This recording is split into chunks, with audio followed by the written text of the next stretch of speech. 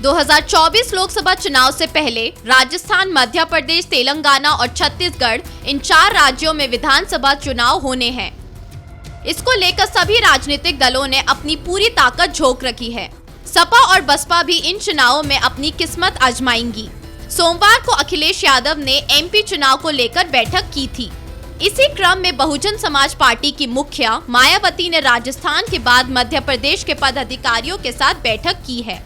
मायावती ने कहा कि आगामी दिनों में होने वाले विधानसभा चुनाव में बैलेंस ऑफ पावर बनने पर सरकार में शामिल होने पर विचार किया जा सकता है। बसपा सुप्रीमो मायावती ने कहा कि उत्तर प्रदेश में 4 बार सरकार बनाई है।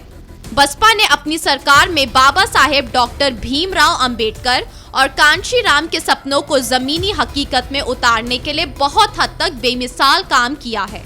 इसलिए बसपा दूसरे राज्यों में बैलेंस ऑफ पावर बनकर सरकार में शामिल होना चाहती हैं।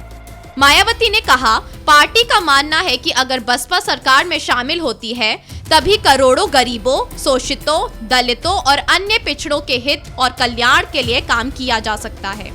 साथ ही उन पर होने वाले जुल्म, ज्यादती, अन्याय, अत्याचार को भी रोका जा सकता है।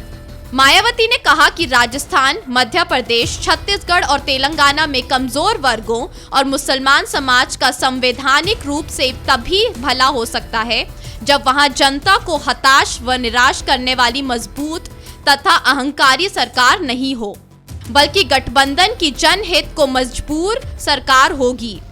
मायावती ने कहा कि इन राज्यों में गरीबों, दलितों, आदिवासियों तथा पिछड़ों, मुसलमानों और ईसाई समाज के लोगों तथा उनके संस्थानों पर जुल्म, ज्यादती पर सरकारी द्वेष और अन्याय, अत्याचार की लगातार खबरें आ रही हैं, जो अति दुखद हैं। इसका हल तभी होगा जब सरकार में उनके हितैषी पार्टी के ईमानदार विधायक होंगे। इसके साथ ही बसपा सुप्रीमो ने कहा कि सरकार को बाढ़ पीड़ितों की मदद करनी चाहिए।